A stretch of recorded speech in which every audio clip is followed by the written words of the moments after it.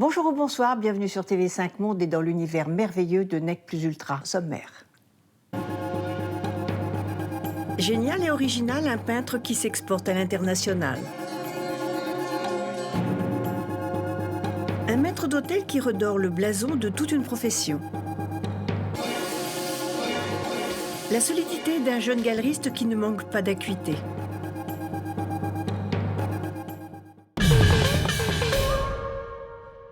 L'artiste pas comme les autres s'appelle Yves Clément. Il a commencé à peindre grâce à Pollock. Vous allez découvrir pourquoi rencontre. Un atelier au perché est incroyablement bien placé dans ce quartier latin qui a vu tant d'artistes passer. Un trait de peintre performateur avec Jackson Pollock comme grand inspirateur. Yves Clément décore de ses tableaux les plus grands hôtels. C'est ainsi qu'il est un peu partout, comme chez lui. De San Diego à Miami, des couloirs aux têtes de lit, son concept Sleep with Art fait des émules. L'hôtel Grant en a inauguré la formule. Des œuvres originales réalisées avec la technique du dripping, un simple morceau de bois en guise de pinceau. Cet hiver, cet enfant d'Albertville a transformé le grand sapin de Mégève en œuvre d'art géante. Il a fabriqué chacune des boules à la main en figeant ses peintures dans des boules de plexiglas. J'ai eu un bac artistique à Nancy. Et ensuite, pour la petite histoire, je suis retourné en Savoie. Je suis allé à Tignes, où j'étais pizzaiolo. Le propriétaire du restaurant m'a laissé mettre les tableaux au mur, mes tableaux au mur.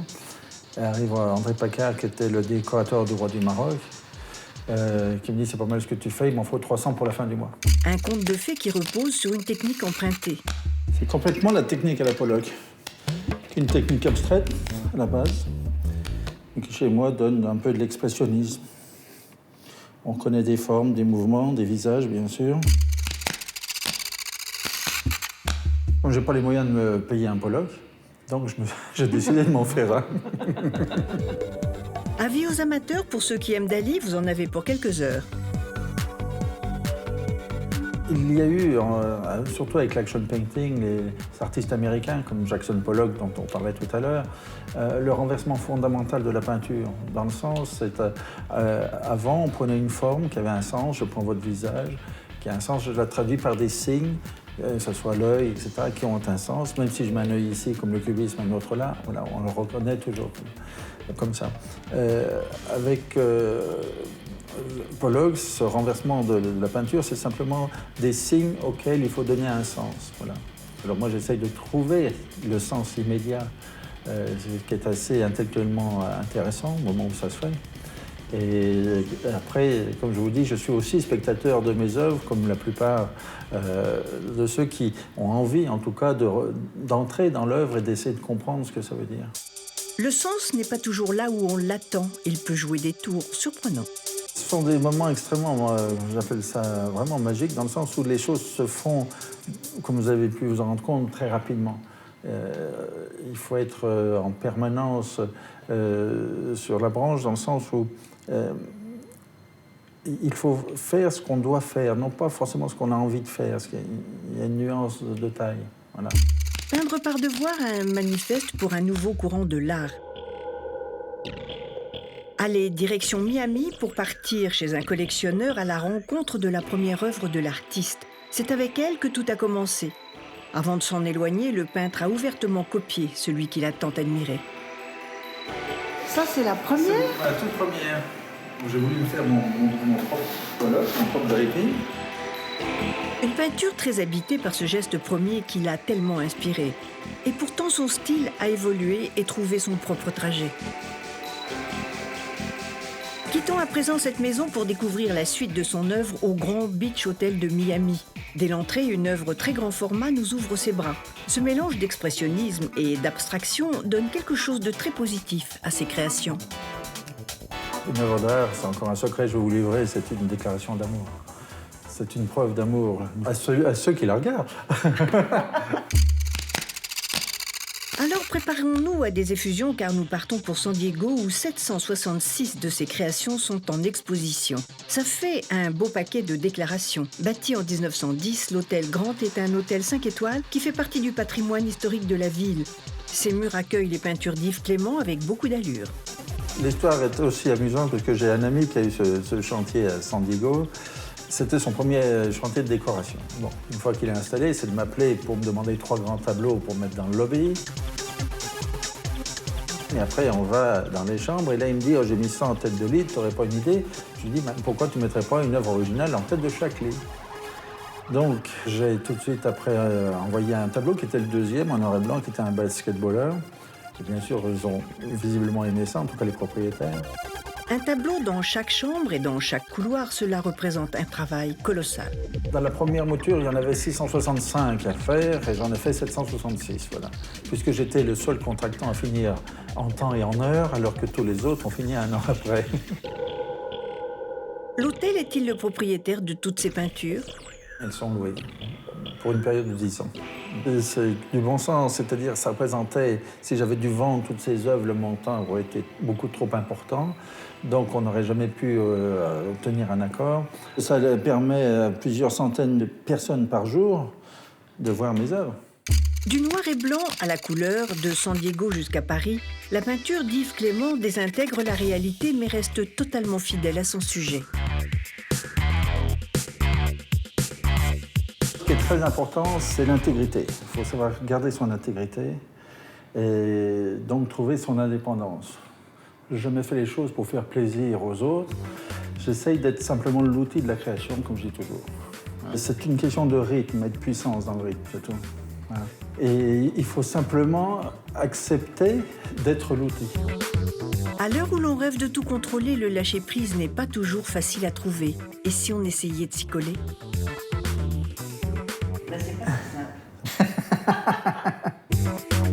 Aux sources de l'art, il y a cet élan créatif qu'Yves Clément rend si communicatif. Le maître d'hôtel, pas comme les autres, c'est Frédéric Kayser. Il est directeur de l'Épicure, le restaurant de l'hôtel qui nous reçoit. Il est meilleur ouvrier de France. C'est la rigueur et la classe incarnée. C'est ce que l'on appelle un des meilleurs modèles du service à la française.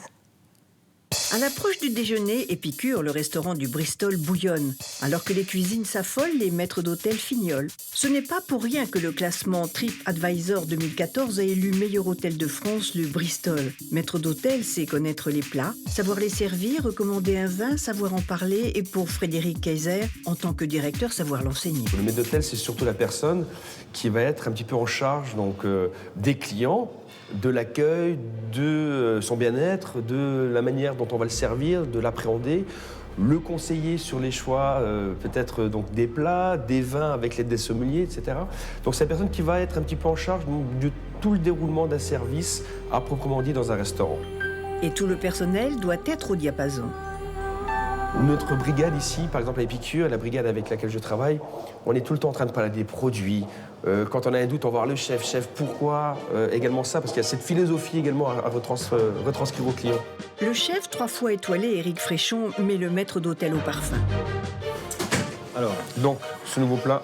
donc là, c'est vraiment la dernière création que je voulais qu'on goûte ensemble. Là, maintenant, ça y est, c'est au point. Donc, j'aimerais ton avis. On prend le poireau.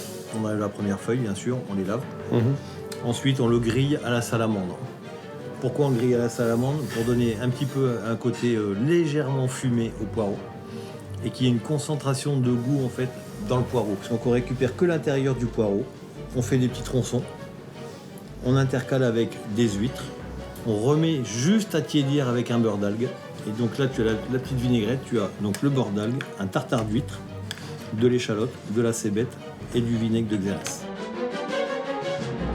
Puis c'est à Frédéric Kayser de transmettre les informations concernant les menus. Romy, les nouveaux plats de la carte, on les voit rapidement s'il te plaît. C'est que ces plats gastronomiques nécessitent une véritable rhétorique. Surtout que sur une année, ils sont pléthoriques. C'est au maître d'hôtel de savoir valoriser tous ces plats minutieusement préparés. Alors, service à la française, c'est quoi? Je pense qu'on a une tradition en France, donc depuis des siècles, qui est reconnue à travers le monde entier, qui est l'art de recevoir, l'art du service, avec, je dirais, des règles bien instaurées. Service par la gauche, quand on dit qu'on sert à l'anglaise, par exemple, même si c'est à la française, mais ça fait partie intégrante du service à la française. Le service au guéridon, les préséances, et l'art du tranchage, du découpage, du flambage, font que tout ça, on fait la notoriété de notre service, tout en ayant une connaissance vraiment accrue des produits, de la saisonnalité, de savoir en parler, de donner des anecdotes. Donc c'est vraiment très très vaste. Et chaque mets a sa particularité et il faut l'enseigner. Donc le côté bombé donc, de la volaille, toujours vers le client. D'accord? C'est moins agressif au niveau donc, de l'œil. Faire attention, donc les repères un petit peu des logos sur l'assiette. Et on va donc napper ces suprêmes d'une sauce suprême liée au foie gras et vin jaune.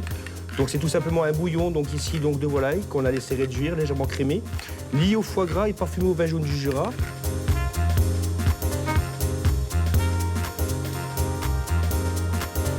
Et puis c'est une autre paire de manches qui commence avec le maître sommelier. Regarde, on a reçu un super produit, donc on l'a goûté déjà un petit peu, comme tu peux t'en apercevoir, c'est la mimolette, 36 mois. On va essayer de voir un petit peu ce qu'on va proposer en accord mets et vin.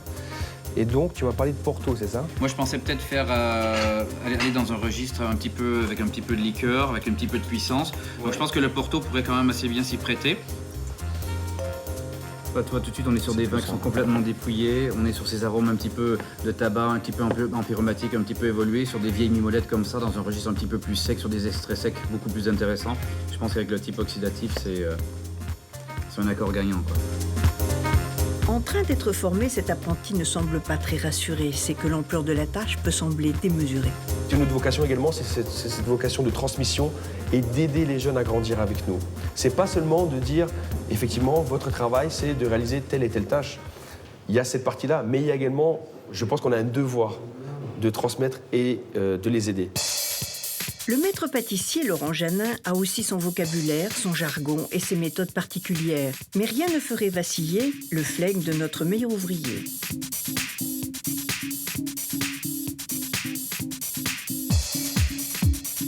Avant, bien sûr, l'arrivée de chaque client, on va être là, il y a l'art de la table et l'art du service.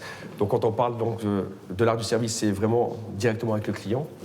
Et l'art de la table, bon, bah, c'est vraiment, je dirais, apprêter la salle à manger pour pouvoir accueillir nos clients et déjà les faire rêver quelque part, c'est-à-dire avoir une table bien dressée, donc c'est-à-dire un beau juponnage, bien repassé avec un beau tombant, un beau napperon, des couverts qui sont bien disposés, bien propres, bien brillants, avec une belle porcelaine qui est brillante également, une belle composition florale qui invite les clients bien sûr à s'installer et puis à prendre part, je dirais, à ce moment, à ce voyage gastronomique. N'est pas maître d'hôtel qui veut, il faut être dans différentes matières très talentueux. Il faut être omniprésent sur une table tout en étant un petit peu absent visuellement. J'ai souvent l'habitude de dire que le luxe, finalement, c'est de faire un travail à haut niveau et que ça paraisse très naturel. Loin du maître d'hôtel en poulet, le service chez Frédéric Kayser est une seconde nature. Voilà de quoi redorer le blason de notre belle culture. Nous terminons cette émission avec un de ces jeunes dont nous raffolons. Il a 23 ans.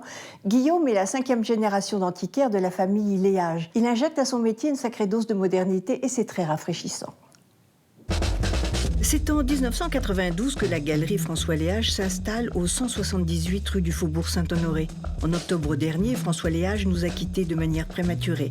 Son fils Guillaume a hérité de son regard aigu sur le mobilier du XVIIIe siècle et perpétue la tradition familiale de 5 générations d'antiquaires. Une grande galerie sur les épaules d'un si jeune homme, mais on peut dire que cela fait 23 ans qu'il est dedans. J'ai appris mon métier depuis toujours, parce que je suis fils d'antiquaire, de la 5e génération d'une grande famille d'antiquaires. Alors j'ai travaillé avec mon père déjà depuis plus de 3 ans au sein de la galerie Léage, mais j'ai toujours grandi dans le milieu, donc on pourrait dire, comme souvent, que je suis né dans une commode, dans un tiroir de commode. Un papillon et un oiseau étaient penchés sur son berceau. Et que votre père vous a-t-il transmis? Il a appris le sens de la rigueur, de la sélectivité que nous avons dans notre galerie, des objets 18e authentiques, la période Louis XIV, Louis XV et Louis XVI, des objets de la plus belle qualité. On a toujours aimé ce qu'il y avait de plus beau, de plus rare. Alors on nous présente pendant l'année un nombre important d'objets et c'est à nous de choisir. Mais c'est pas parce qu'on nous présente un grand nombre d'objets qu'il faut tout acheter. Il faut sélectionner avec chaque objet le plus de critères qui garantissent la qualité. Voilà une bien astucieuse table basse qui se transforme en pupitre. Macintosh lui-même aurait été stupéfait. Alors il y a la qualité à la fois du bois, le bois 18e, qui a, par exemple, sur des sièges, vous aurez une certaine teinte du bois qui a vécu pendant 200 ans. Et la qualité, bien sûr, des bronzes avec la ciselure, les bronzes dorés et ciselés. Il y a vraiment une qualité manuelle qu'on retrouve à la fois sur les bois et à la fois sur les bronzes, qu'on ne retrouve pas après le 18e. Ce bureau plat est l'œuvre de Charles Cresson. Ce qui est vraiment, qui a beaucoup d'émotions dans le 18e, c'est la diversité des objets qu'on a retrouvés sous Louis XIV, Louis XV, Louis XVI, des styles propres à chaque période du 18e, et chacun ont conservé leur authenticité et leur grande qualité. Voilà une coiffeuse bien ingénieuse. Ce sont des objets où tout avait été bien pensé dans une période vraiment royale, une des plus belles périodes de France, avec les rois Louis XIV, Louis XV, Louis XVI. On a à l'instar, par exemple, de Marie-Antoinette et tout ce qu'elle a créé à travers Riesner et les fabuleuses commandes qu'il y a eu. Tout était une histoire de proportions, de qualité, et notamment les proportions qui ont été toujours au XVIIIe parfaitement respectées, élégantes et bien pensées. Les mécanismes peu ordinaires du XVIIIe siècle se révèlent au travers de cette table secrétaire.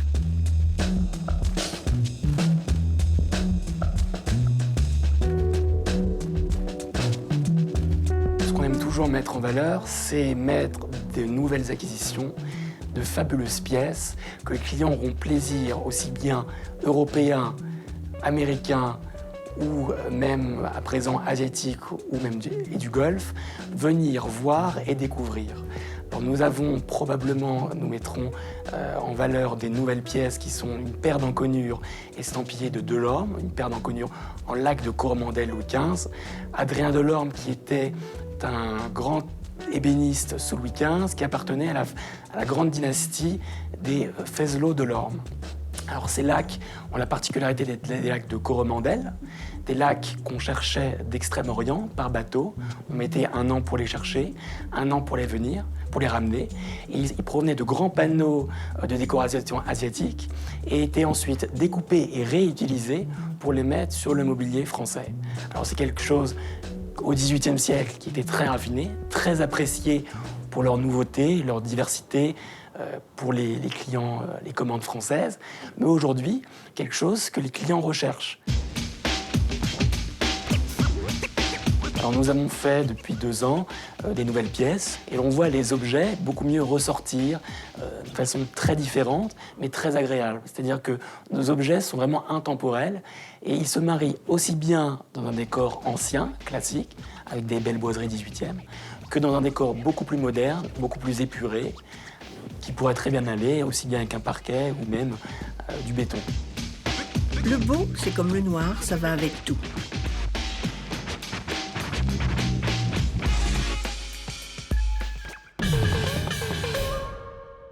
La définition du luxe aujourd'hui nous vient de Hollande. C'est l'un des 2 compères des Viktor & Rolf, mais je ne sais plus lequel. Quality, rarity, beauty.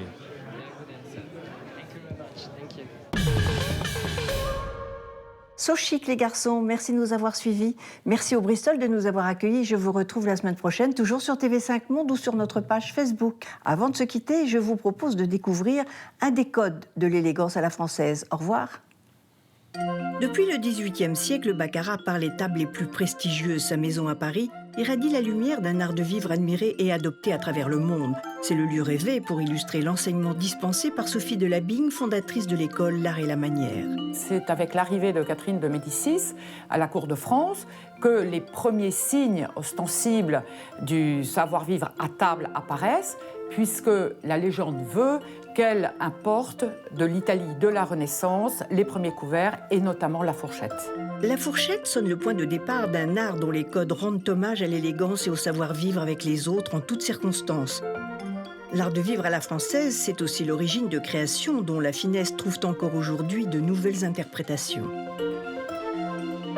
L'essentiel, quand vous êtes invité à dîner ou quand vous allez recevoir, c'est l'ambiance que vous allez pouvoir créer autour de votre dîner. Bien sûr, le fait d'avoir bien dîné, ça va être très agréable, mais de savoir si vous avez pris quelque chose, si vous avez rencontré de nouvelles personnes, s'il y a des nouveaux sujets d'intérêt que vous ignoriez et que tout d'un coup vous donne envie de découvrir d'autres horizons.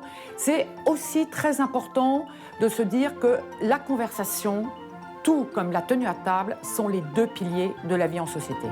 Il faut savoir descendre de son piédestal pour que le savoir-vivre et ses codes ne nous enferment pas dans des pièges de cristal.